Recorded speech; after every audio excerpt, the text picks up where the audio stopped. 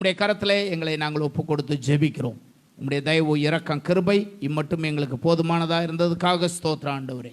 கடந்த நாட்கெல்லாம் எங்களோடு கூட பேசி வந்தீர், அதற்காக உம்மை துதிக்கிறோம். இந்த நாளில் உம்முடைய வார்த்தையை கேட்கிற இந்த அற்புதமான நேரத்துக்கு நாங்கள் வந்திருக்கிறோம்.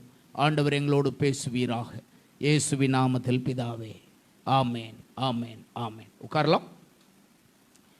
இந்த நாளிலேயும் வேதத்திலிருந்து ஒரு சபையை குறித்ததான சில விளக்கங்களை இன்றைக்கு உங்களோடு நான் பகிர்ந்து கொள்ளும்படி விரும்புகிறேன். அது பிலிப்பு பட்டணத்தில் இருந்ததான ஒரு சபை. பிலிப்பு பட்டணத்தில் இருந்ததான அந்த சபையில் இருந்த ஒரு 5 நற்காரியங்களை குறித்து இன்றைக்கு நாம் கற்றுக்கொள்ளப் போகிறோம்.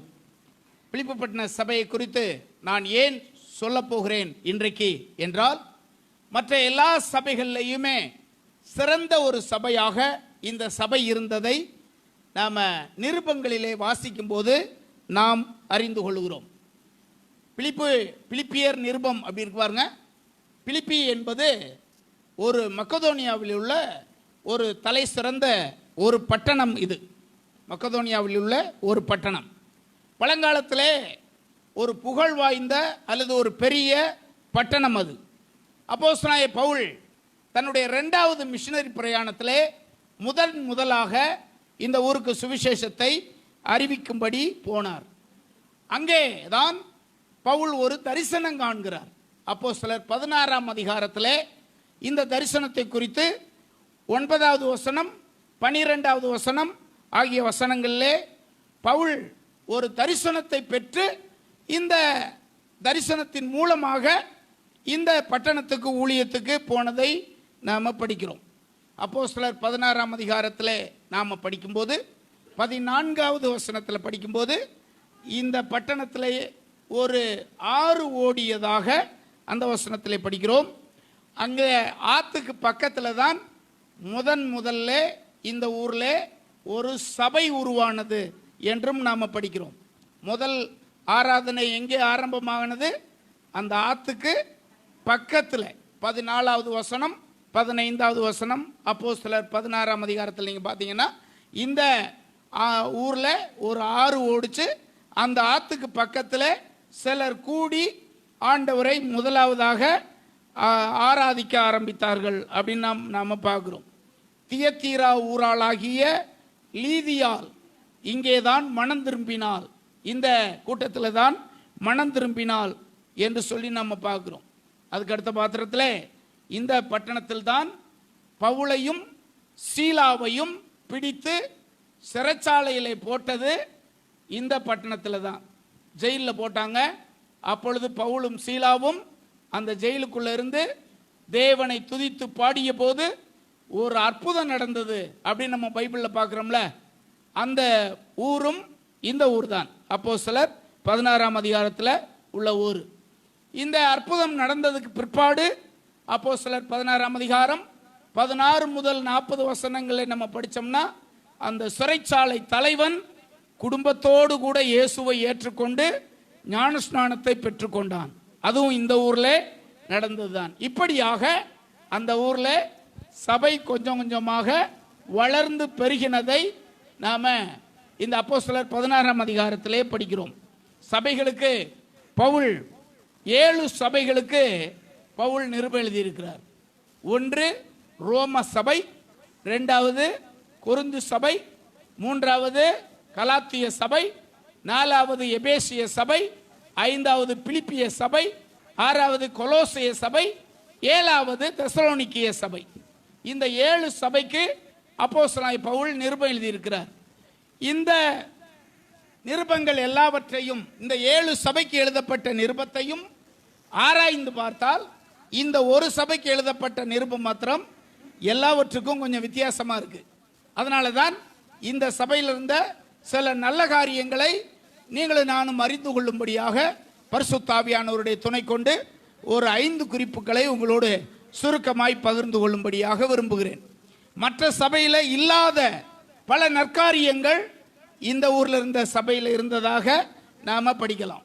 இந்த ஊரில் அப்படி என்ன நல்ல காரியங்கள் இருந்தது, இந்த ஊரில் இருந்த சபை மக்கள்கிட்ட என்ன நல்ல காரியங்கள் இருந்தது என்பதை நாம் அறிந்து கொள்ளும் போது இவ்விதமாய் வாழும்படி நாமும் எச்சரிக்கப்படுகிறோம்.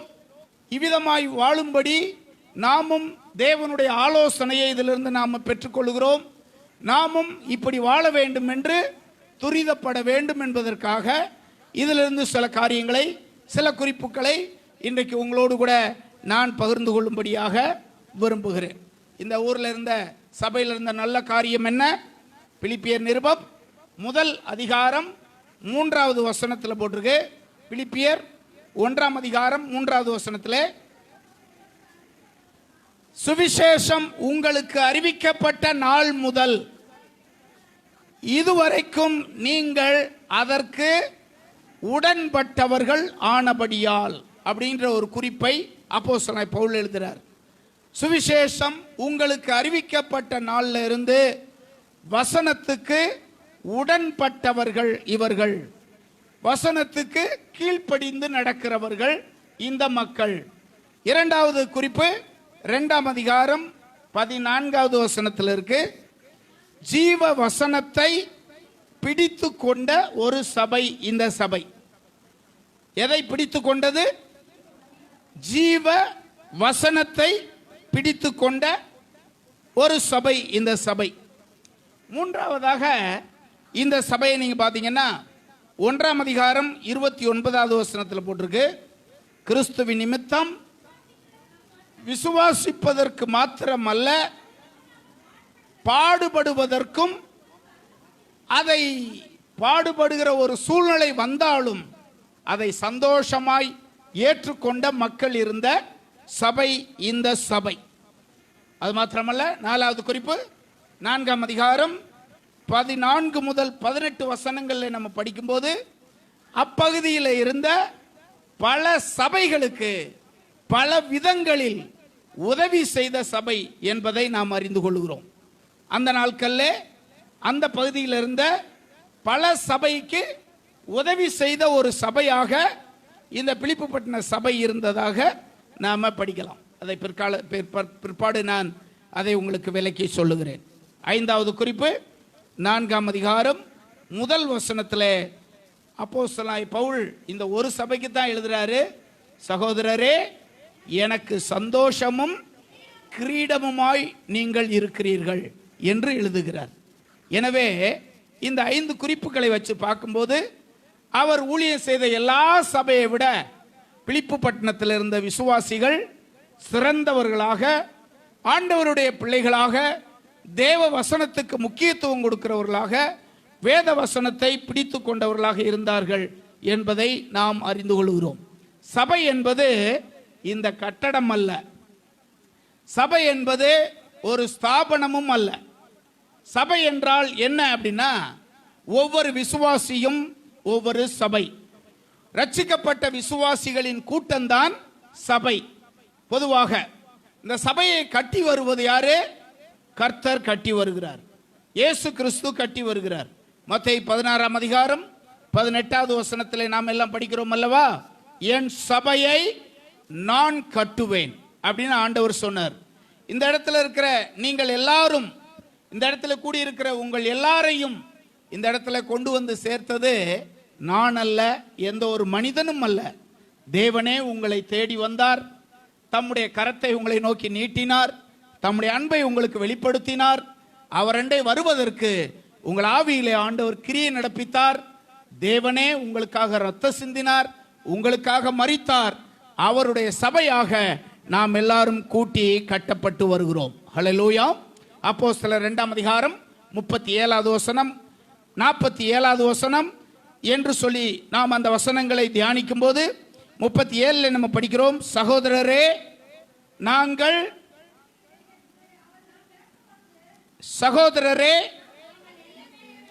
நாங்கள் என்ன செய்ய வேண்டும் என்று கேட்டார்கள். பேதுரு அவர்களை நோக்கி, நீங்கள் மனம் திரும்பி ஒவ்வொருவரும் பாவம் மன்னிப்புக்கென்று இயேசு கிறிஸ்துவின் நாமத்தினாலே ஞானஸ்நானம் பெற்றுக்கொள்ளுங்கள், அப்பொழுது பரிசுத்த ஆவியின் வரத்தை பெறுவீர்கள். சபையார் என்பவர்கள் யார் அப்படின்னா, இந்த வசனத்தின்படி மனம் திரும்பியவர்கள், இந்த உலகத்தை விட்டு பிரிந்து வாழ்ந்தவர்கள், தேவனுக்கு தங்களை அற்புதமாய் அர்ப்பணம் பண்ணினவர்கள், தேவனுக்கு தங்களை ஒப்பு கொடுத்தவர்கள். இவர்களுக்கு பேர் தான் சபையார் என்பது. 47வது வசனத்தில் போட்டிருக்கு, ரட்சிக்கப்படுகிறவர்களை கர்த்தர் அனுதினமும் சபையிலே சேர்த்து கொண்டு வந்தார் அப்படின்னு நம்ம பார்க்கிறோம். உங்களுக்கு தெரிந்தபடி வேதத்தின் அடிப்படையிலே சில குறைவுள்ள சபைகள் எல்லாம் இருந்ததாக நம்ம பைபிளில் படிக்கிறோம். உங்களுக்கு தெரிஞ்ச சபை ஏதாவது இருக்கா?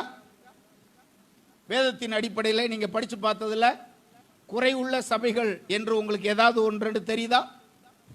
குறிப்பாக கலாத்திய சபையை நீங்கள் எடுத்துக்கொண்டால், இந்த சபைக்கு நிருபம் எழுதும்போது அவர் எப்படி தெரியுமா எழுதுறாரு? புத்தி இல்லாத கலாத்தியரே. 3ஆம் அதிகாரம் 1 வசனத்தை வாசிங்கள்.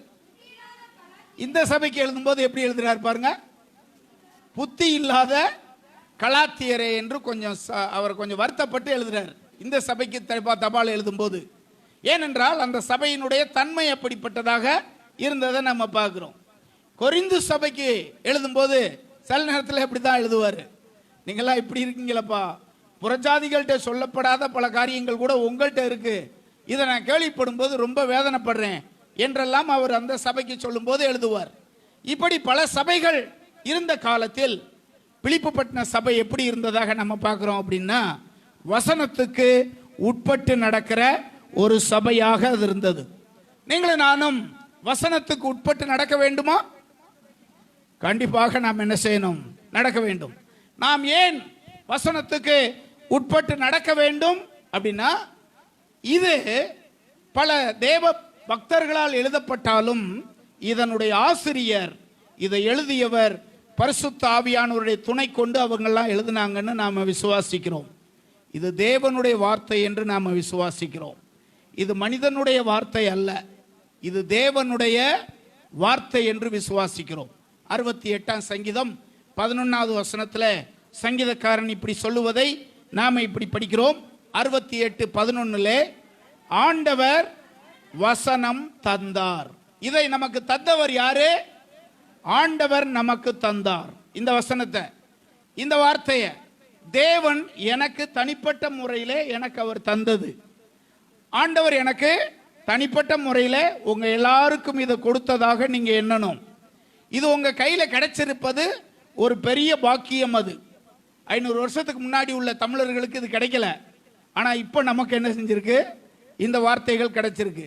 ஒரு 300 வருஷத்துக்கு முன்னாடி குருமார்கள் இப்படி சொன்னாங்களா, இந்த பைபிளை தொடக்கூடாது, பாவம், உங்க வீட்டில் இருந்தா அது பாவம், அப்படிலாம் சொன்னாங்களாம். நீங்க கூட சில ஆலயங்களில் பார்த்துருப்பீங்க. சில பாரம்பரிய ஆலயங்களில் ஆலயத்துக்கு வெளியே ஒரு கண்ணாடிக்குள்ள பைபிள், திறக்கப்பட்ட பைபிள் இருக்கும். திறக்கப்பட்ட பைபிள் இருக்கும். அந்த பைபிள் அந்த கோயில் பிள்ளைன்னு ஒருத்தர் இருப்பார். அவருடைய வேலை என்னன்னா, அந்த கண்ணாடி கதவை திறந்து ஒரு பக்கத்தை அப்படி திருப்பி வச்சுட்டு திருப்ப பூட்டிடணும். அதை அன்றைக்கு வர்றவங்க போறவங்க அந்த பக்கத்தை மட்டும் என்ன செய்வாங்க? படிச்சுக்கிருவாங்க. குருமார்கள் சொன்னாங்க, இது உங்க வீட்டில எல்லாம் இருக்கக்கூடாதுன்னாங்க. வேணும்னா இங்க சர்ச்சில் இந்த ஒரு பைபிளை நீங்க படிச்சுட்டு போங்கன்னு சொன்னாங்க. இப்படியெல்லாம் காலங்கள் இருந்திருக்கு. ஆனா இப்ப அப்படி அல்ல. நம்முடைய ஒவ்வொரு கரத்திலையும் ஆண்டவர் கிருபையா இதை தந்திருக்கிறார். இது யாருக்காக கொடுக்கப்பட்டது? எல்லாரும் சொல்லுங்க. இது யாருக்காக கொடுக்கப்பட்டது? எனக்காக கொடுக்கப்பட்டது. ஹல்லேலூயா. எனக்காக கொடுக்கப்பட்டது. இதை நாம விசுவாசிக்கிறோம். அப்படி நாம் விசுவாசித்தால் தான் இதுக்கு நம்ம கீழ்ப்படிவோம். இதுக்கு கீழ்ப்படிய வேண்டுமானால் இது எனக்காக தேவன் கொடுக்கப்பட்டது. சின்ன பிள்ளையிலிருந்து இந்த வேதத்தை நான் படித்து வருகிறேன்.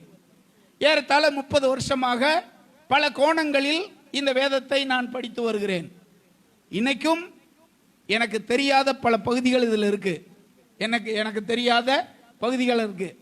சமீபத்தில் ஒரு நாள் காலை ஜெபத்தில் ஒரு அதிகாரத்தை நாங்கள் வாசித்து கொண்டிருந்தோம். எங்கள் குடும்பமாக உட்கார்ந்து வாசித்து எல்லாரும் முடிச்சதுக்கு பின்னாடி அப்பொழுது நான் யோசித்தேன், இந்த ஒரு அதிகாரம் இன்னைக்கு நம்ம படிச்சிருக்கோம். இந்த அதிகாரத்தில் படித்த இந்த அதிகாரத்தில் எனக்கு வேண்டிய செய்தி எதுவுமே எனக்கு தெரிஞ்சது மாதிரி அன்னைக்கு தெரியல. எச்சரிப்பின் வார்த்தைகளோ, புத்தி சொல்றது மாதிரி வார்த்தையோ, வாக்குத்தத்தமான வார்த்தையோ அந்த அதிகாரத்தில் நான் திரும்ப படித்து பார்க்கும்போது எனக்கு ஒன்றுமே தெரியல.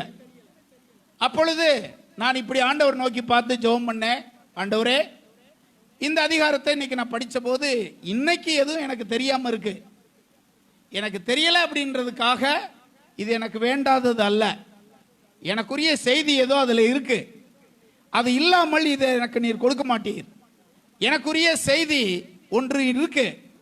அது இப்போதைக்கு எனக்கு தெரியாமல் இருக்கலாம்.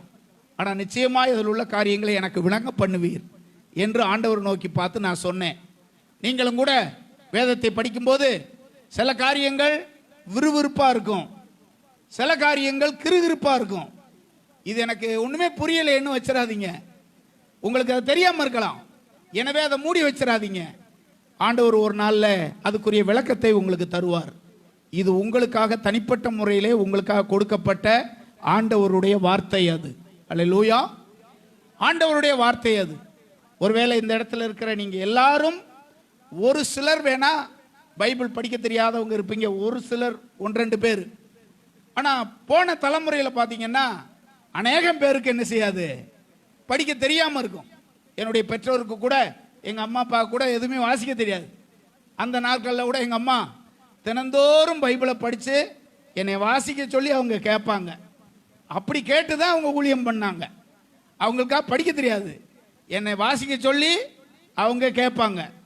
அவங்க கேட்டதை வச்சு, அவங்க பாஸ்டர் பிரசங்கம் பண்ணதை வச்சு தன்னால் முடிஞ்ச ஊழியத்தை அவங்க செய்வாங்க. அப்படிதான் அதை நான் ஸ்கூல் விட்டு வந்த உடனேயே அப்படியே யோசிச்சுக்கிட்டே வருவேன். வீட்டில் ஒன்று இருக்கும், ரொம்ப வற்புறுத்திக்கிட்டே இருக்கும். இன்றைக்கி எதராக வாசிக்கிறதுன்ட்டு இங்கேருந்து போகும்போதே கணக்கு பண்ணிக்கிட்டே போவேன். ரொம்ப சுருக்கமான அதிகாரம் எதில் இருக்குன்னு பார்த்துக்கிட்டு போவேன். ரொம்ப சும்மா சின்ன வசனங்களாக எதில் இருக்கு பார்க்கலாம் பார்ப்பேன். 100ஆம் சங்கீதம் வாசிக்கலாமா, 1ஆம் சங்கீதம் வாசிக்கலாமா, 15ஆம் சங்கீதம் வாசிக்கலாமா, இப்படி எதெல்லாம் சின்னதாக இருக்கோ அதே வாசிக்கிட்டே நினச்சிக்கிட்டே போவேன். இப்படித்தான் சின்ன பிள்ளையில நான் பைபிளை வாசிக்க ஆரம்பித்தேன். ஒருவேளை அப்போ அதனுடைய மகத்துவம் எனக்கு தெரியாது. அவங்க வாசிக்க சொன்னதுனால பாருங்க, அதெல்லாம் அப்படியே எனக்கு மனப்பாடமாக வரும்படி ஆண்டவர் எனக்கு கிருபை பாராட்டினார். அப்படி வற்புறுத்தின அந்த தாயாருக்காக கர்த்தரை துதிக்கிறேன். நீங்களும் கூட இப்போ அப்படி இல்லை, நாம் எல்லாரும் அதை வாசிக்கத்தக்க தன்மையிலே ஆண்டவர் நமக்கு வெளிச்சத்தை தந்திருக்கிறார். இதை வாசிக்கும் போதெல்லாம் நீங்கள் ஒன்றை சொல்லணும், இது எனக்காக தனிப்பட்ட முறையிலே அவர் எனக்கு தந்தது, தனிப்பட்ட முறையிலே எனக்காக அவரே எழுதி கொடுத்தது. இந்த வேதத்தை குறித்து பைபிளில் பல காரியங்கள் சொல்லப்பட்டிருக்கிறதை நாம வாசிக்க முடியும். இந்த வசனம்தான் கால்களுக்கு தீபம் போன்றது. எத்தனை பேர் ஆமென் சொல்றீங்க? 119ஆம் சங்கீதம் 105வது வசனத்தில் நம்ம படிக்கிறோம் அல்லவா, உம்முடைய வசனமானது கால்களுக்கு தீபமும் பாதைக்கு வெளிச்சமுமானது. இந்த வசனத்தை படிச்சு சுகமானவங்க நிறைய பேர் இருக்காங்க. இந்த வசனத்தை வாசித்து அறிக்கையிட்டு வியாதியிலிருந்து பலவீனத்திலிருந்து சுகத்தை பெற்றுக்கொண்டவங்க அநேக பேர் இருக்காங்க. 107ஆம் சங்கீதம் 20வது வசனத்தில் போட்டிருக்கு. 107ஆம் சங்கீதம் 20வது வசனத்தில் வாசிக்கிறோம், அவர் தம்முடைய வசனத்தை அனுப்பி அவர்களை குணமாக்கி அவர்களை அழிவுக்கு தப்புவித்து அவர்களை மீட்கிறார், அவர்களை தப்புவிக்கிறார். சுகமானது எப்படி? தம்முடைய வசனத்தை அனுப்பி ஆண்டவர் அவர்களை சுகமாக்கி இருக்கிறார். அப்படிப்பட்ட வல்லமையுடையது. சோர்ந்து போய் நீங்க இருக்கிற நேரத்தெல்லாம், யாருடைய வார்த்தையாலோ பாதிக்கப்பட்டு இப்படியெல்லாம் என் வாழ்க்கையில் நடந்துருச்சு, இப்படிலாம் பேசிட்டாங்களே என்று சோர்ந்து இருக்கிற நேரத்தெல்லாம் உங்களை தேற்றுவதற்கு ஆள் இல்லாமல் இருக்கலாம்.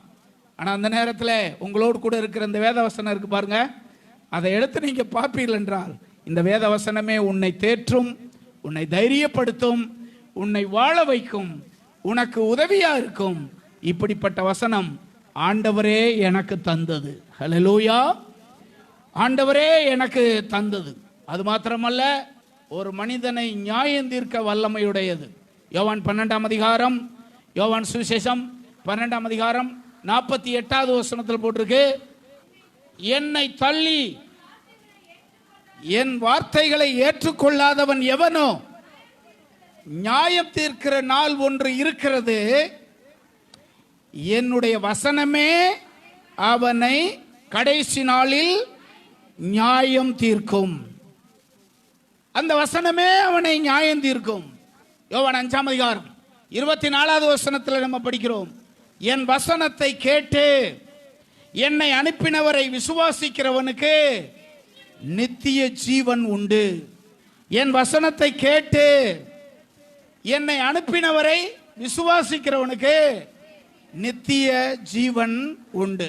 இந்த வசனத்தை பத்தி போட்டிருக்கு, இது ஒரு நல்ல விதையை போன்றது. இது யாருடைய உள்ளத்துல ஆழமா பதியுதோ அந்த மனிதன் நல்ல பலனை கொடுப்பான், கனி கொடுக்கிறவனா இருப்பான் என்றுதான் சொல்லப்பட்டிருக்கு. மார்க்கு சுவிசேஷம் 4ஆம் அதிகாரம் 20வது வசனத்திலே நல்ல மனிதன் வசனத்தை விதைக்கிறான். அந்த வசனத்தை ஒரு மனிதன் ஏற்றுக்கொள்ளும் போது, அதன்படி செய்யும் போது அவன் மிகுந்த கனிகளை கொடுப்பான், மிகுந்த பலனை கொடுப்பான். இதை எல்லாவற்றையும் பிலிப்புப்பட்டின சபை அறிந்திருந்ததுனாலதான் அந்த மக்கள் வசனம் எது சொன்னாலும் சரி அதை நான் கீழ்ப்படிவேன். இந்த வசனம் என்ன சொல்லுதோ அதுக்கு நான் என்ன செய்வேன்? கீழ்ப்படிவேன். வசனத்துக்கு கீழ்ப்படிவேன். இந்த வசனத்துக்கு கீழ்ப்படிய உங்களை நீங்க அர்ப்பணம் பண்ணி இருந்தால் நிச்சயமாக ஞாயிற்றுக்கிழமைய ஒரு நாளும் தவற விட மாட்டீங்க. ஞாயிற்றுக்கிழமை ஓய்வு நாளை பரிசுத்தமாய் ஆசரிக்க வேண்டும் என்று இருப்பது அது மனுஷர்களுடைய கட்டளை அல்ல, போதகர்களுடைய கட்டளை அல்ல, பாஸ்டருடைய கட்டளை அல்ல, என் தேவனுடைய கட்டளை. அதை நான் என்ன செய்யணும்? நிறைவேற்றணும். என் தேவனுடைய கட்டளை அது. இந்த கட்டளையை நீங்க சந்தோஷமா எப்பொழுது நீங்க ஏற்றுக்கொள்றீங்களோ அப்பதான் வசனத்தை நீங்கள் ஏற்றுக்கொள்றீங்கன்னு அர்த்தம். அப்படி வசனத்தை ஏற்றுக்கொண்டால் அதனுடைய பிரதிபலனை நீங்கள் பெறாம போகவே மாட்டீங்க. அதுக்கான எல்லா ஆசீர்வாதத்தையும் நீங்கள் நிச்சயமாய் பெற்றுக்கொள்வீங்க. இந்த கர்த்தருடைய வசனமானது சங்கீதம் 18ஆம் சங்கீதம் வசனம் 30ஆம் வசனத்தில் போட்டிருக்கல்லவா, கர்த்தருடைய வார்த்தையானது 18:30 படிக்கிறோம், கர்த்தருடைய வசனம் புடமிடப்பட்டது, தம்மை நம்புகிற அனைவருக்கும் அவர் கேடகமாயிருக்கிறார். 2 சாமுவேல் 22ஆம் அதிகாரம் 31வது வசனம், சங்கீதம் 18ஆம் சங்கீதம் 30ஆம் வசனம். இந்த 2 வசனத்திலையும் பார்த்தீங்கன்னா இது எப்படிப்பட்டதாம்? புடமிடப்பட்டது. அப்படின்னா என்ன அர்த்தம்? தங்கத்தில் உள்ள அழுக்கெல்லாம் போக்குவதற்கு தீயில வச்சு அதை அப்படியே ஊதிக்கிட்டே இருப்பாங்க. தீயில வச்சு ஊத ஊத அது சுத்தமாகும். அதை போல 7 தரம் உருக்கி புடமிடப்பட்ட தேவனுடைய வார்த்தை இது. இதுல குறை இல்லாதது, மாசு இல்லாதது. இதை நம்புவதற்கு இங்க இருக்கிற யாரும் தயக்கம் காட்டக்கூடாது. இதை நம்புவதற்கு இங்க இருக்கிற யாரும் என்ன செய்யக்கூடாது? தயக்கம் காட்டக்கூடாது. 100க்கு 100 இதை நம்பி நீங்க வாழணும். 100க்கு 100 இதை நம்பி நீங்க ஜீவனம் பண்ணணும். அப்படி பண்ணினால் நிச்சயமாய் பிலிப்புப்பட்டின சபையை போல இந்த சபையும் ஆசீர்வாதத்தால் நிரம்பிய ஒரு சபையாக நிச்சயமா இருக்கும். ஹல்லேலூயா. 2வது குறிப்பு 2ஆம் அதிகாரம் 14வது வசனம். நான் சொன்னேன், ஜீவ வசனத்தை பிடித்து கொண்ட சபை. அப்படின்னா என்ன அர்த்தம்? எதையும் வேத வசனத்தை ஆராய்ந்து பார்க்கும். எதை சொன்னாலும் அந்த சபையானது பைபிள்ல என்ன போட்டிருக்கு அப்படின்னு ஆராய்ந்து பார்க்கிற ஒரு சபை அது. என்ன பண்ணாலும் உங்களிடத்துல மக்கள் சில காரியங்களை உங்களிடத்துல சொல்லலாம். அப்படி சொல்லும்போது அதை நீங்கள் கேட்கும் போதும் இது பைபிள்ல என்ன சொல்லியிருக்கு அப்படின்னு நீங்க கேட்கணும். ஒரு அம்மா என்கிட்ட கேட்டாங்க, பாஸ்டர் அந்த அம்மா சொல்லுது ஞானஸ்தானம் எடுத்தா 40 நாளைக்கு பயங்கரமான சோதனை வருமாம்ல பாஸ்டர் அப்படின்னு ஒரு அம்மா என்கிட்ட கேட்டாங்க. அப்ப நான் சொன்னேன், யாரும்மா சொன்னது? இந்த சர்ச்சில் இருக்கிற இந்த ஒரு அம்மா சொல்லி, இந்த அம்மா தான் சொல்லிச்சு 40 நாளைக்கு ரொம்ப கவனமா இருக்கணுமாம்ல அப்படின்னுச்சு. அப்ப நான் சொன்னேன், 40 நாள் மட்டுமல்ல, ஜீவகாலம் முழுவதும் நாம் எப்படி இருக்கணும்? கவனமாக இருந்து தேவனை பின்பற்றணும். சோதனை என்பது சாகிற வரைக்கும் என்ன செய்யும்? வரும். 40 நாள்லாம் என்ன செய்யாது? வராது. அவங்களுக்கு தெரிஞ்சதை இவங்க இன்னொருத்தங்கிட்ட சொல்றாங்க. அப்படி அல்ல, பைபிள்ல அதுக்கு ஆதாரம் இல்லை. உரமா என்கிட்ட சொன்னாங்க, பாஸ்டர் நைட்டு 12 மணிக்கு ஜெபம் பண்ணக்கூடாதாம்ல பாஸ்டர் இதெல்லாம் கட்டுக்கதையா என்னத்தாவது என்ன செய்யறது, ஏதாவது ஒன்று சொல்றது, ஏதாவது ஒன்று செய்யறது. இவைகள் எல்லாவற்றையும் கேள்விப்படும் போது பைபிள் இதை குறித்து என்ன சொல்லுதுன்னு என்ன செய்யணும், பார்க்கணும். வேதம் இதை குறித்து என்ன சொல்லுது அப்படின்னு நம்ம பார்க்கணும். எனவே எந்த ஒரு காரியத்திற்கும் இந்த ஜீவ வசனத்தை பிடித்து கொள்ள வேண்டும். இந்த வசனத்தை என்ன செய்யணும், பிடித்து கொள்ள வேண்டியது அவசியமானது. 112ஆம் சங்கீதம் முதல் வசனத்தில் நம்ம படிக்கிறோம், கர்த்தருக்கு பயந்து அவர் வழிகளில் நடக்கிறவன் எவனோ. கர்த்தருக்கு பயந்து அவருடைய கட்டளைகளில் மிகவும் பிரியமாயிருக்கிற மனுஷன். இதுல அநேக வாக்குத்தத்தங்கள் இருக்கிறது, அநேக கட்டளைகளும் இருக்கிறது. நீங்கள் எதில் பிரியப்படுகிறீர்கள்? வாக்குத்தத்தங்களா, கட்டளைகளா? இந்த இடத்துல போட்டிருக்கு, யார் பாக்கியவான்? அவருடைய கட்டளைகளில் மிகவும் பிரியமா இருக்கிற மனுஷன். கட்டளைகள் என்பது கொஞ்சம் கடினமா இருக்கும், வாக்குத்தத்தம் என்பது சந்தோஷமா இருக்கும். ஆனால் நீங்கள் எதில் பிரியப்படுகிறீர்கள்? வாக்குத்தத்தங்களிலா, கட்டளைகளிலா? நீங்கள் தேவனுடைய கட்டளையை நிறைவேற்றாத போது வாக்குத்தத்தங்களை சுதந்திரித்துக் கொள்ளலாம் என்று எண்ணாதீர்கள். எப்பொழுது நீங்கள் ஆண்டவருடைய கட்டளைகளை கை கொள்கிறீர்களோ வாக்குத்தத்தம் கண்டிப்பாக உங்க வாழ்க்கையிலே பலிக்கும். ஜீவ வசனத்தை பிடித்துக் கொள்ளுங்கள்.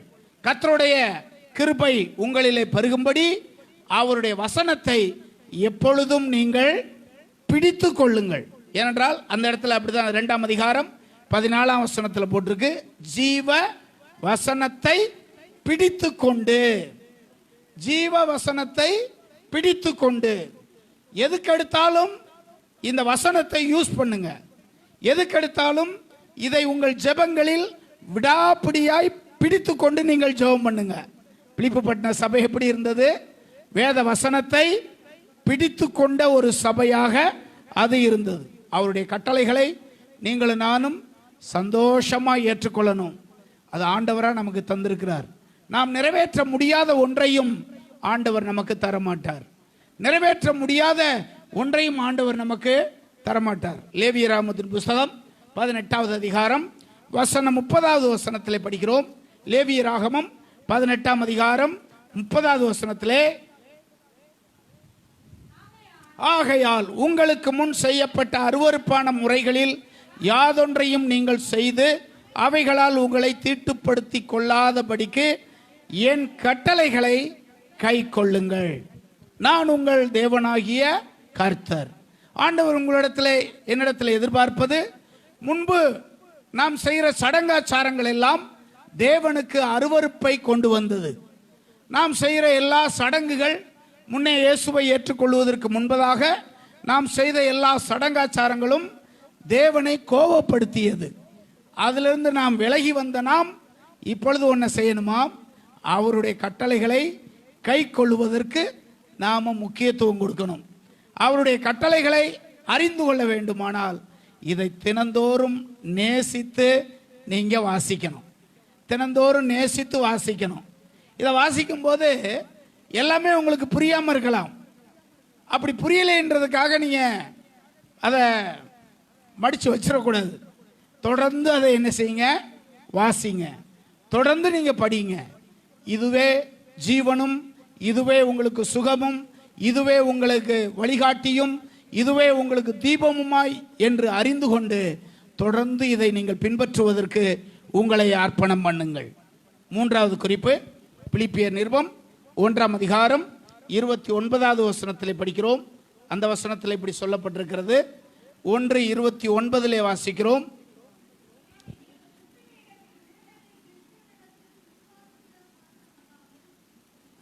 கிறிஸ்துவினிடத்தில் விசுவாசிக்கிறதுக்கு மாத்திரம் அல்லாமல் அவர் நிமித்தமாக பாடுபடுவதற்கும் உங்களுக்கு அருளப்பட்டிருக்கிறது. இந்த இடத்துல உட்கார்ந்திருக்கிற நீங்கள் எல்லாரும், இப்ப நீங்க இருக்கிறவங்க, நான் சொல்ற பாடுகள், ஆதிகால தேவ சபை, ஆதிகால தேவ மக்கள் எப்படியெல்லாம் பாடுபட்டார்கள் கிறிஸ்துவுக்காக என்று வேதத்தில் ஒரு இடத்துல பட்டியல் போட்டிருக்கு. அப்படிப்பட்ட காரியங்கள் ஏதேனும் ஒன்று எனக்கு வந்திருக்கா அப்படின்னு நம்ம பார்க்கணும். அதெல்லாம் பார்த்தோம்னா நாம் எல்லாம் அதில் ஒன்றுமே பங்கில்லை என்பதை நாம் அறிந்து கொள்ள முடியும். நாம் எல்லாம் அதில் ஒன்று கூட இல்லை என்பதை அறிந்து கொள்ள முடியும். எபிரேயர் நிருபம் 11ஆம் அதிகாரம் 33வது வசனத்திலிருந்து 38வது வசனம் வரைக்கும் உள்ள வசனத்தை நம்ம படித்தோம்னா 12 பாடுகளை குறித்து அந்த இடத்துல போட்டிருக்கோம். 12 பாடுகள் அங்கே போட்டிருக்கோம். இப்போ ஆதி காலத்தில் நம்ம பார்த்தோம்னா சிங்கக்கபியில கொண்டு போய் தாவீதை போட்டாங்க. தானியேலை போட்டதுக்கான ஒரே காரணம் என்ன? அம்மா சொல்லுங்க. தானியேலை கொண்டு போய் சிங்கக்கபியில போட்டதுக்கான காரணம் என்ன? அவன் 3 வேளையும் தேவனை ஆராதித்த குற்றத்துக்காக, 3 வேளையும் தேவனை ஆராதித்த குற்றத்துக்காக அவனுக்கு கொடுக்கப்பட்ட தண்டனை என்ன?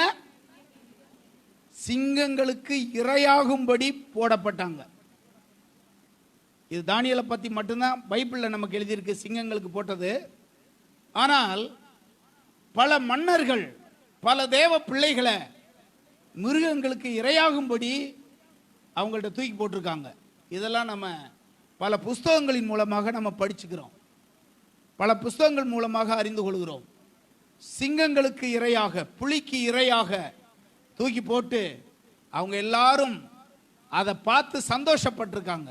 அதை குறித்து தான் 33வது வசனத்தில் போட்டிருக்கு, சிங்கங்களுக்கு இரையாக அவர்கள் கொடுக்கப்பட்டாங்க. 34ஆம் வசனத்தில் போட்டிருக்கு, அக்கினியில தூக்கி போடப்பட்டாங்க. அக்கினியில தூக்கி போடப்பட்டாங்க. அவர்கள் அக்கினியில தூக்கி போடப்பட்டதுக்கான காரணம் என்ன? அந்த சாத்ராக் மேஷாக் ஆபேத்நேகோ அவர்கள் அந்த சிலையை வணங்காம தேவனை மாத்திரம் வணங்குனதுனால. அது மாத்திரமல்ல, அவங்க மாத்திரமல்ல, இப்ப சமீப காலத்துக்கு முன்பதாக ஒரிசாவில் கூட கிரகாம் ஸ்டெயின்ஸ் அவங்க கூட அக்கினிக்கு போனதுக்கு காரணம் என்ன? கிறிஸ்துவின் நாமத்தினால தான், தேவனுக்காக அவங்க ஊழியம் பண்ண நாமத்தினால தான், அவங்க விசுவாசத்தில் அவங்க கர்த்தருக்காக இருந்ததுனால தான். அந்த ஐயா கிரகாம் ஸ்டெயின்ஸு, அவங்க மகன் பிலிப்பு, தீமத்தேயு, இவங்க மூவரும் அந்த அக்கினியிலே இரையாக்கப்பட்டதுக்கான காரணம் என்ன? இந்த விசுவாசத்துக்காகத்தான் அவர்கள் அக்கினியிலே போடப்பட்டார்கள். பார்க்குறோம் நம்ம 34ஆம் வசனத்தில் கருக்கான பட்டயத்தால் கொல்லப்பட்டாங்க. கருக்கான பட்டயத்தால் அறுக்கப்பட்டாங்க, கொல்லப்பட்டாங்க. இந்தியாவுக்கு ஊழியம் செய்ய வந்த தோமா எப்படி மரித்தார் என்ற அவருடைய சரித்திரத்தை நம்ம பார்த்தோம்னா, பரங்கிமலையிலே சென்னையிலே அப்பொழுது அரசாண்ட மகாதேவன், மயிலாப்பூரை அரசாண்ட மகாதேவன் என்ற மன்னன் தன்னுடைய போர் வீரனை அழைத்து, அந்த மலையில் ஒருத்தன் தவம் பண்ணிக்கிட்டு இருக்கான், ஜெபம் பண்ணிக்கிட்டு இருக்கான், அவனை போய் இந்த ஈட்டியால் குத்தி கொண்டுட்டு வா அப்படின்னு சொன்னாங்க. அந்த கட்டளையை பெற்றுக்கொண்டு ஒரு கூர்மையான ஈட்டியை கொண்டு போகும்போது அந்த பரங்கி மலைக்கு மேலே தோமா ஜெபம் பண்ணிக்கிட்டு இருந்தார். அவர் ஜெபம் பண்ணும்போது ஈட்டியாலே குத்தி கொன்றான் அந்த போர் வீரன். தோமா அப்படித்தான் செத்தார். அப்போஸ்தலர்கள் யோவானை தவிர மற்ற எல்லாருமே கொலை செய்யப்பட்டு தோல் உரிக்கப்பட்டு உயிரோட தோலை உரிச்சாங்களாம். அப்படியெல்லாம் அவர்கள் பாடுகளை பட்டிருக்காங்க. வேதமும் அதை குறித்து ஏராளமான காரியங்களை சொல்லுது. 35வது வசனத்தில் நீங்கள் பார்த்தீங்கன்னா, விசுவாசத்துக்காக தாயை இழந்த பிள்ளைகள் இருந்தாங்க, தகப்பனை இழந்த பிள்ளைகள் இருந்தாங்க, பிள்ளைகளை இழந்த பெற்றோர் இருந்தாங்க. பிள்ளைகளை பிடிச்சிட்டு போய் கொள்ளுவோம் அப்படின்ட்டு தாய்க்கு முன்னாடியே பிள்ளைகளை கொண்டிருக்காங்க விசுவாசத்துக்காக. அப்படியும் அவர்கள் நிலைத்திருந்தாங்க. அதனால தான் அங்கே சொல்லப்பட்டிருக்கு, ஸ்திரீகள் பிள்ளைகளை சாக கொடுத்தாங்கன்னு போட்டிருக்கு. பிள்ளைகளை சாக கொடுத்த தாய்மார்களை குறித்து இந்த இடத்துல படிக்கிறோம். 36ஆம் வசனத்தில் போட்டிருக்கு, நிந்தையை அனுபவித்தாங்க, நிந்தைகளை அனுபவித்தாங்க. 36வது வசனத்தில் போட்டிருக்கு, அடிபட்டார்கள். 36வது வசனத்தில் போட்டிருக்கு, விலங்கிடப்பட்டார்கள், கட்டப்பட்டார்கள், சிறைச்சாலையை அவர்கள் அனுபவித்தார்கள். 37வது வசனத்தில் போட்டிருக்கு, கல்லெறி உண்டார்கள். 37வது வசனத்தில் வாளால் அறுப்புண்டார்கள் அப்படின்னு போட்டிருக்கு. ஏசாயா என்கிற தீர்க்கதரிசியை குறித்து நாம் எல்லாரும் அறிந்திருக்கிறோம். 40 ஆண்டுகள் ஆண்டோடைய ஊழியத்தை செய்தவன் ஜான் மார்டைர் என்கிற ஒரு தேவனுடைய மனுஷன் அவருடைய மரணத்தை குறித்து எழுதியிருக்கிறார் ஒரு புஸ்தகத்தில். ஏசாயாவின் மரணம் எப்படி இருந்ததுன்னு அந்த புஸ்தகத்தை நான் படித்தேன். அந்த புஸ்தகத்தில் இப்படி போட்டிருக்கு, சில மரங்கள் பார்த்தீங்கன்னா சுற்றி மரம் இருக்கும், நடுவில் கூடா இருக்கும். அந்த மாதிரி ஒரு மரத்துக்குள்ள ஏசாயாவை திணிச்சு வச்சு அந்த மரத்தை அறுக்கிறது போல துண்டு துண்டாக அறுத்தாங்களாம். இதுதான் ஏசாயாவினுடைய மரணத்தை குறித்து ஜான் மார்டைர் என்கிற ஒரு தேவனுடைய மனுஷன் இரத்த சாட்சியாக எப்படியெல்லாம் விசுவாசத்துக்காக மரித்தார்கள் என்றெல்லாம் எழுதி வச்சிருக்கிறாங்க. எனவே இதெல்லாம் நம்ம பைபிளில் படிக்கும்போது நாம் படுற துன்பங்கள், நம்ம கிறிஸ்துவ நிமித்தம் படுற துன்பங்கள்லாம் இதோட கொஞ்சம் ஒப்பிட்டு பார்த்தோம்னா ஏதாவது ஒன்று கிட்டையாவது வந்திருக்கோமா? நம்ம அதுக்கு பக்கத்தில் எதையாவது நம்ம இதுக்கு பக்கத்தில் ஏதாவது வந்திருக்கோமா? வசனம் 37வது வசனத்தில், அதே வசனத்தில் போட்டிருக்கு, கேலி கிண்டல் செய்யப்பட்டாங்க, கேவலப்படுத்தப்பட்டாங்க. அதுக்கடுத்து 37வது வசனத்தில் நிர்வாணமாய் ஆக்கப்பட்டாங்க, துணி இல்லாமல் ஆக்கப்பட்டாங்க. துணி இல்லாமல் அப்படிலாம் இருந்திருக்காங்க.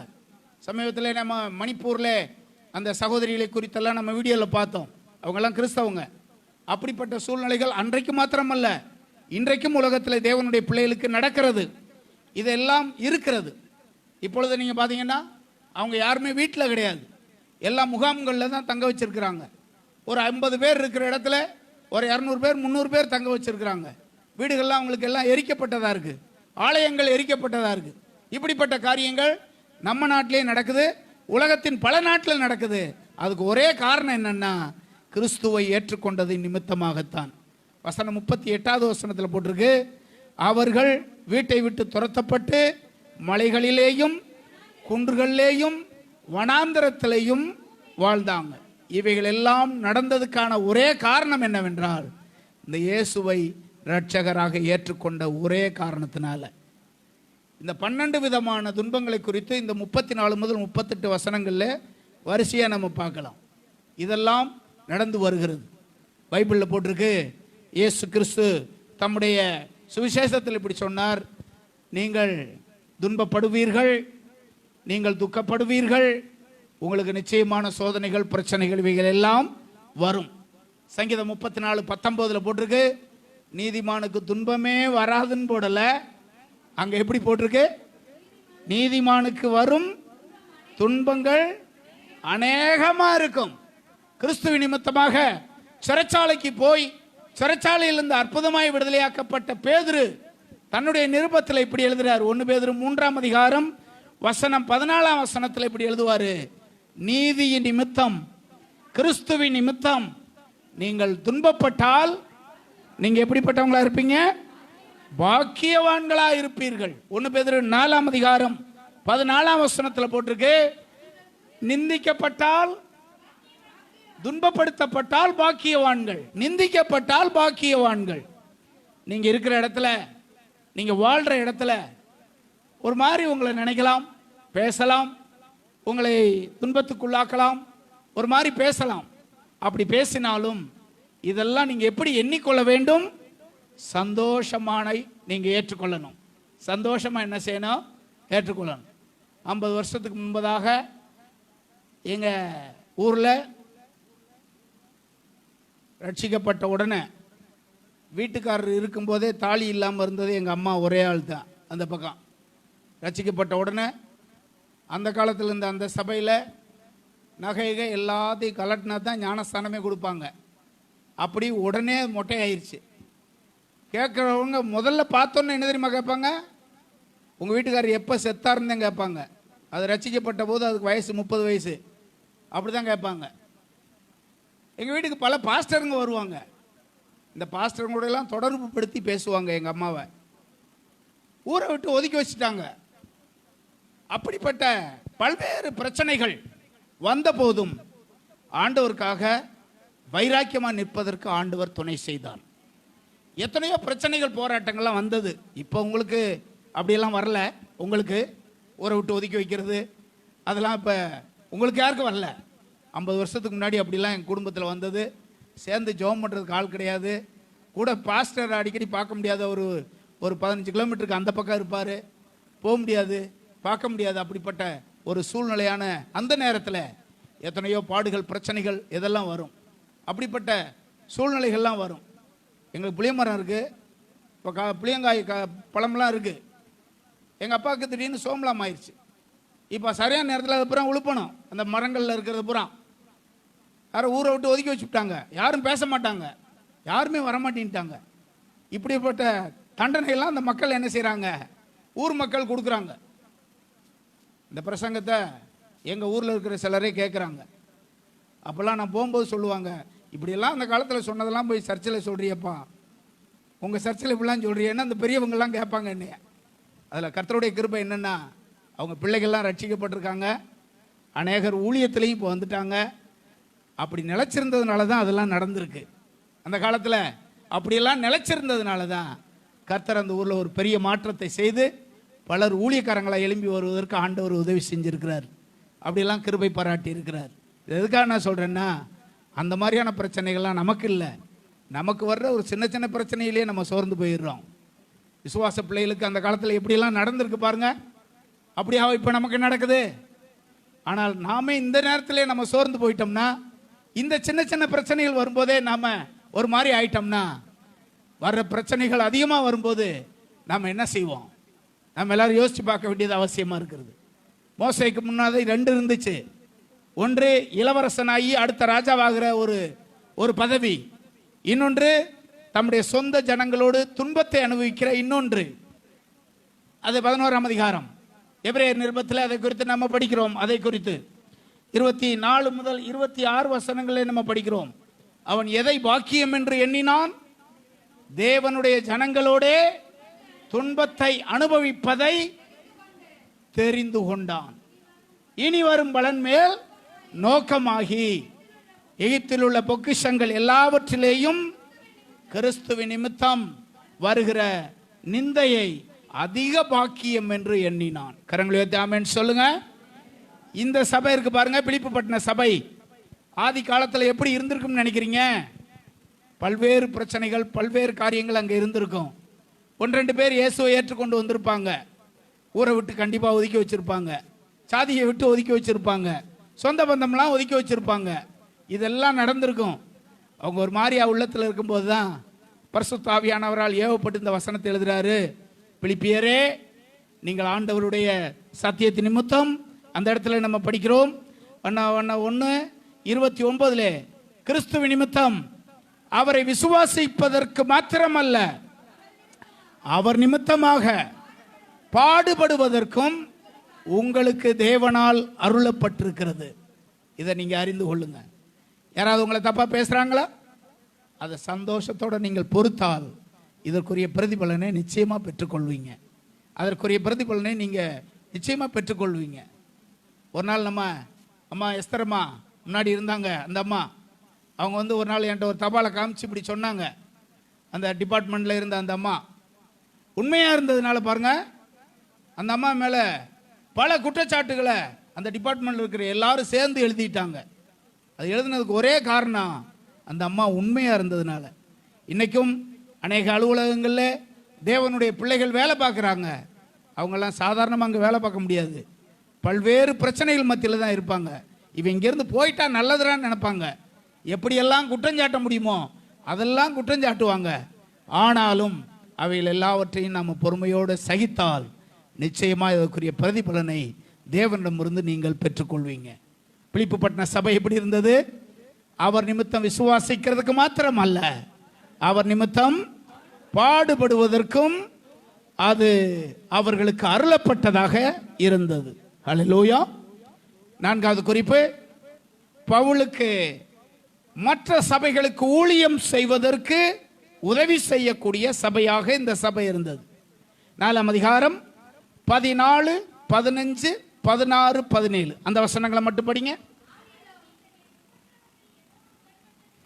என் உபத்திரவத்தில் என்னோடு கூட உடன்பட்டது நலமாயிருக்கிறது. மேலும் பிலிப்பியரே, சுவிசேஷத்தின் ஆரம்பத்திலே நான் மக்கெதோனியாவிலிருந்து புறப்பட்ட போது கொடுக்கல் வாங்கல் காரியத்தில் நீங்கள் மாத்திரம் எனக்கு உடன்பட்டதை அல்லாமல் வேறொரு சபையும் உடன்படவில்லை என்று நீங்கள் அறிந்திருக்கிறீர்கள்.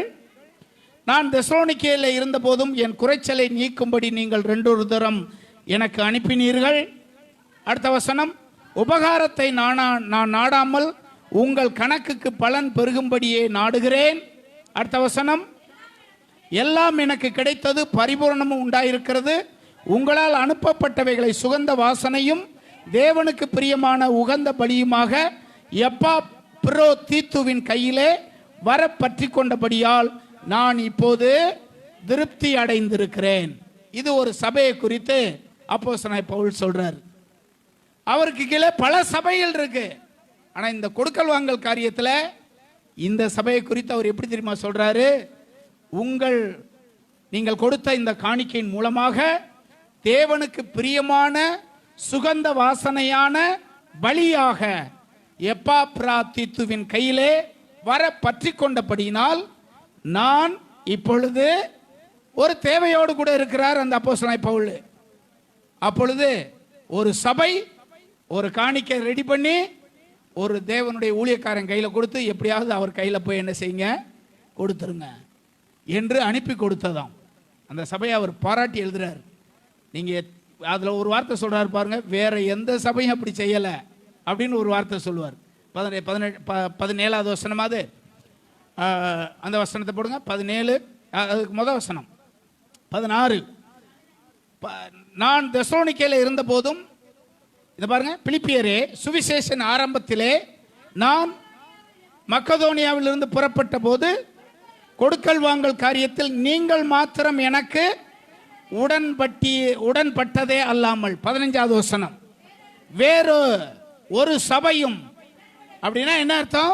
இந்த ஒரு சபையில் இருந்த மக்கள் ஊழியத்தை எப்படியாவது செய்ய வேண்டும் என்று வாஞ்சை உடையவர்களாக இருந்திருக்கிறாங்க. வாஞ்சை உடையவர்களாக அவங்க வாழ்ந்திருக்கிறாங்க. மற்ற ஒரு சபையும் அந்த காரியத்தை செய்யல. ஆனா இந்த சபை என்ன செய்தது? இந்த சபை செய்தது. நீங்களும் நானும் அந்த லிஸ்ட்ல நம்ம இருக்கணும். அந்த லிஸ்ட்ல இருக்கணும். நாம் அந்த ஊழியத்தை தொடர்ந்து என்ன செய்யணும். அதை சந்தோஷமா செய்யணும். அதை சந்தோஷமா நம்ம செய்யணும். மாணவர்கள் இங்கே தொடர்ந்து வர்றாங்க. கடந்த 30 வருஷமா இங்கே படிக்கிறதுக்காக வர்றாங்க. அவங்க இப்போ மே மாதம் லீவு, அதனால வரல. இந்த வெள்ளிக்கிழமை சனிக்கிழமை வர்ற சனி ஞாயிறில் வருவாங்க. சில நேரத்தில் அங்கேருந்து எனக்கு ஃபோன் பண்ணுவாங்க. ஆஃபீஸ்லேருந்து பாஸ்டர் ஃபோன் பண்ணுவாங்க.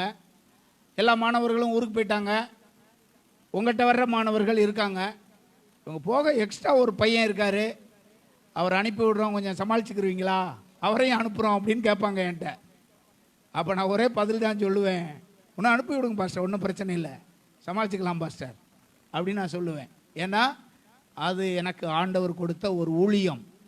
அந்த ஊழியத்தை நான் என்ன செய்யணும்? நிறைவேற்றணும். அந்த ஊழியத்தை நிறைவேற்றணும்.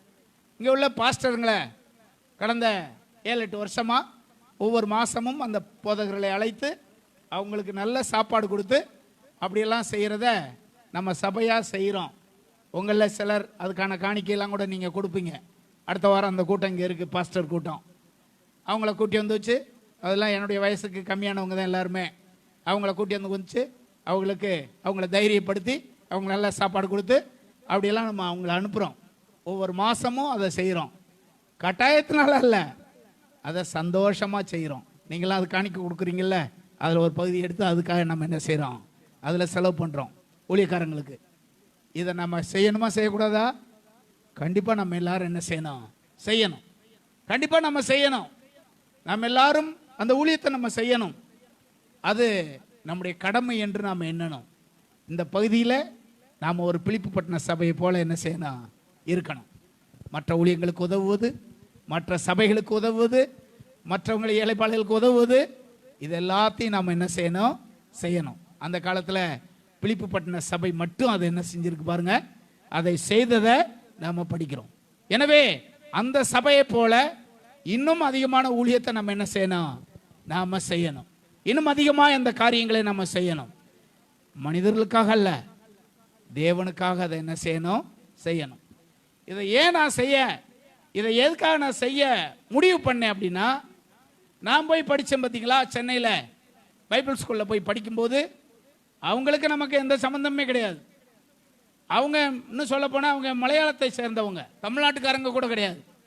ஆனால் இங்கே படித்த நாட்களில் ரொம்ப அன்பாக வச்சுக்கிட்டாங்க. பிள்ளையை கவனிக்கிறது போல் கவனித்தாங்க. இந்த பரிசுத்த வேதாகமத்தை அன்பாக சொல்லி கொடுத்தாங்க. வேண்டுகிற எல்லாவற்றையும் நல்லா செஞ்சு நல்லா கவனிச்சாங்க, எல்லாத்தையும் செஞ்சாங்க. அப்போ படிச்சுக்கிட்டு இருக்க காலத்திலே ஆண்டவர் என்கிட்ட பேசிட்டாரு, இங்கே பாரு, நீ உனக்கு எப்படிலாம் இவங்க கவனிக்கிறாங்க பார்த்தியா, எப்படியெல்லாம் இவங்க உனக்கு செஞ்சு, சம்மந்தமே இல்லாதவங்க உனக்கு செஞ்சு இதெல்லாம் உனக்கு கொடுத்து, பைபிள் சொல்லி கொடுத்து, சாப்பாடு கொடுத்து, தங்குற இடம் கொடுத்து, துணியெல்லாம் வாங்கி கொடுத்து, இதெல்லாம் உனக்கு செய்கிறாங்க. நீ ஒரு காலத்தில் போகும்போது என் நாமத்துக்காக இதெல்லாத்தையும் நீ என்ன செய்யணும், இதெல்லாத்தையும் செய்யணும் அப்படின்னு ஆண்டவர் அப்போயே என்கிட்ட பேசிட்டார். அதுக்கு பின்னாடி தான் அந்த தரிசனத்தை எங்கள் வீட்டுக்காரம்மாவோட பகிர்ந்து கொண்டேன். இந்த மாதிரி ஆண்டவர் எனக்கு அந்த ஒரு தரிசனத்தை கொடுத்துருக்காரு, நீ ஒத்துழைச்சாதான் இதெல்லாம் செய்ய முடியும், நம்ம எல்லாரும் இணைந்து இந்த ஊழியத்தை நம்ம கட்டணும் என்று சொல்லி நாம் செய்கிறோம். இதில் உங்கள் எல்லாருடைய பங்கும் இருக்குது. அதற்காக கர்த்தரை துதிக்கிறேன். உங்கள் பங்குக்காக ஆண்டவரை துதிக்கிறேன். அதுக்கேற்ற எல்லா பிரதிபலனையும் ஆண்டவர் நிச்சயமாய் உங்களுக்கும் ஆண்டவர் கட்டளையிடுவார். நீங்கள்லாம் அவ்வப்போது உதவி செய்து வர்றீங்க. அந்த உதவியின் மூலமாகத்தான் இதை பூரா நம்ம செய்கிறோம். அதற்காக அதுக்குரிய பிரதிபலனை ஆண்டவர் கண்டிப்பாக உங்கள் எல்லாருக்கும் அவர் தந்தருளுவார். இந்த காரியங்கள் எல்லாவற்றையும் அந்த சபை செஞ்சதுனால 4ஆம் அதிகாரம் 1 வசனம் வரும்போது ஒரு வார்த்தையை இப்படி எழுதுறாரு. அப்போஸ்தலனாகிய பவுல் எழுதுறாரு, ஆதலால் எனக்கு பிரியமும் வாஞ்சையுமான சகோதரரே, எனக்கு சந்தோஷமும் கிரீடமுமானவர்களே. பிரியமானவர்களே, எப்படியெல்லாம் இந்த சபைக்கு எழுதுறாரு பாருங்க. எனக்கு பிரியமும் வாஞ்சையுமான சகோதரரே, எனக்கு சந்தோஷமும் கிரீடமும் ஆனவர்களே, பிரியமானவர்களே, இப்படிலாம் எழுதுவார். ஒரு சபைக்கு பவுல் எழுதுவார், அடுத்த முறை உங்களிடத்தில் வரும்போது நான் புறம்போடு தான் வருவேன் அப்படின்வார். உங்களுக்கு தெரிஞ்ச அந்த சபையை சொல்லுங்க.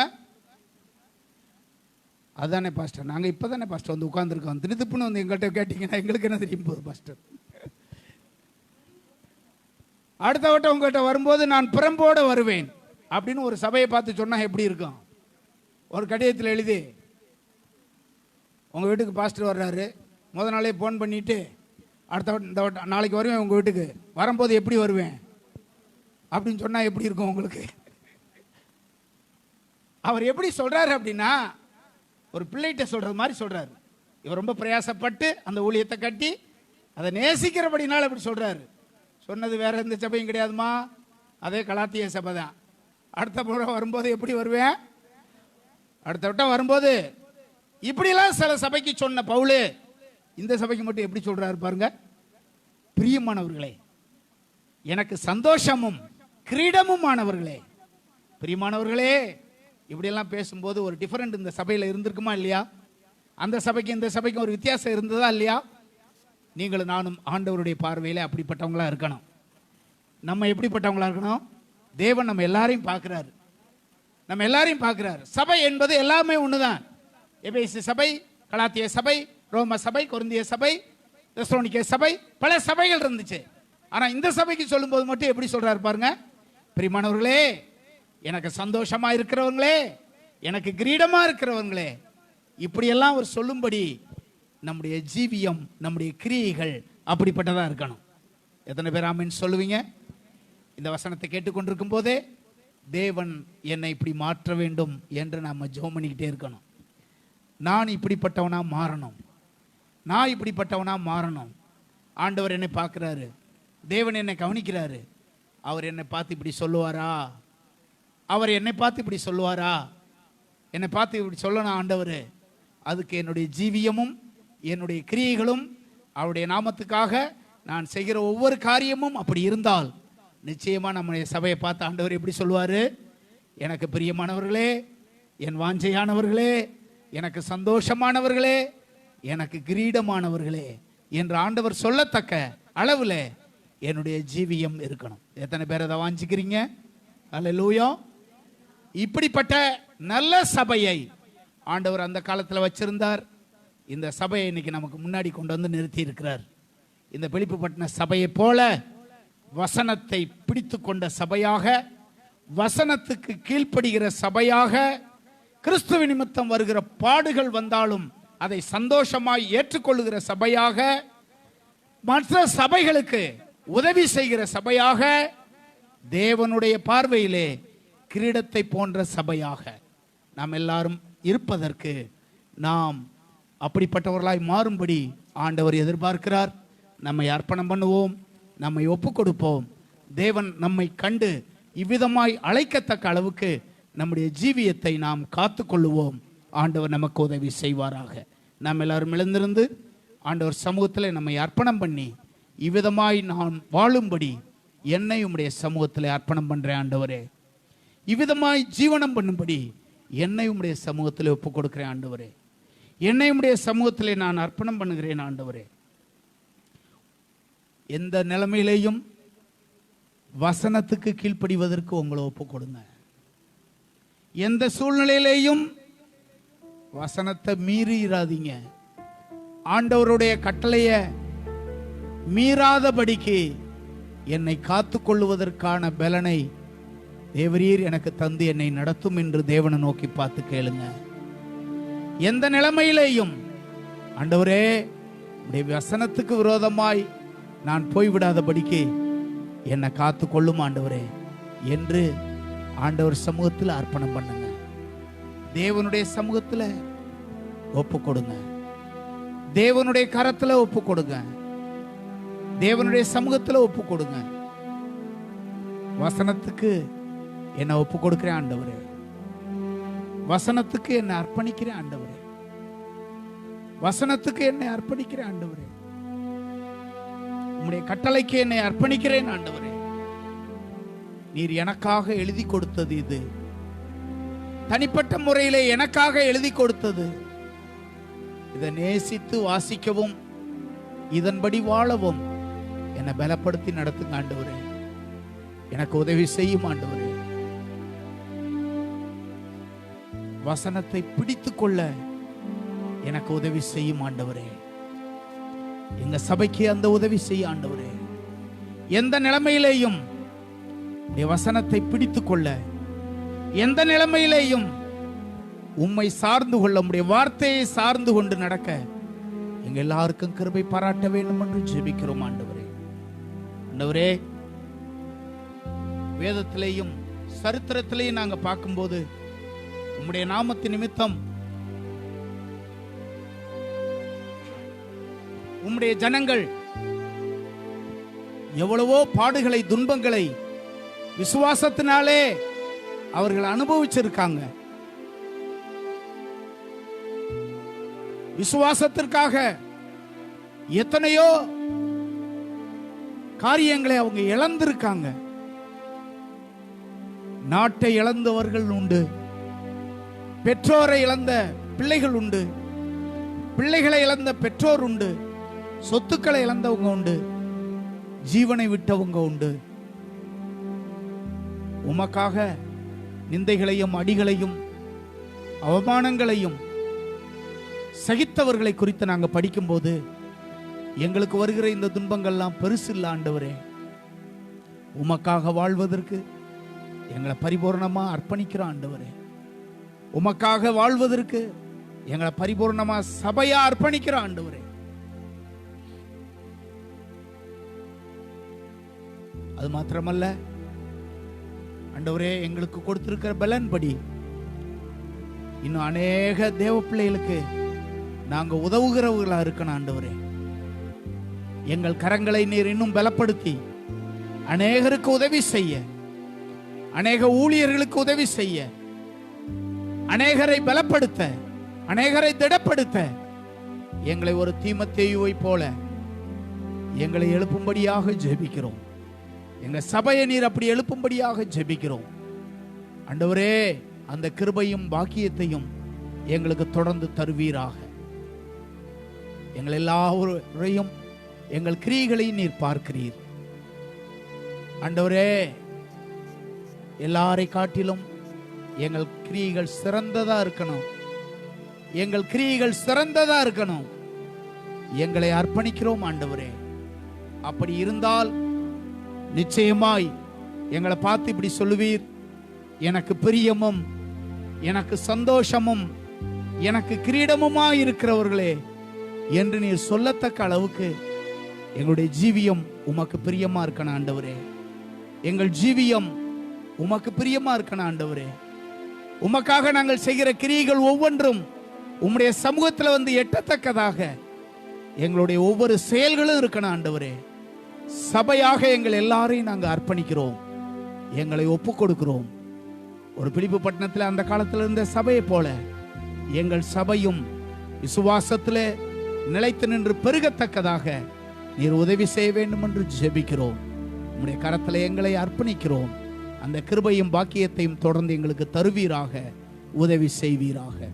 இயேசுவின் நாமத்தில் ஜெபிக்கிறோம் பிதாவே. ஆமென், ஆமென், ஆமென். நாம் அப்படியே திருவிருந்துக்கு ஆயத்தமாகலாம். ரட்சிக்கப்பட்டு ஞான ஸ்நானம்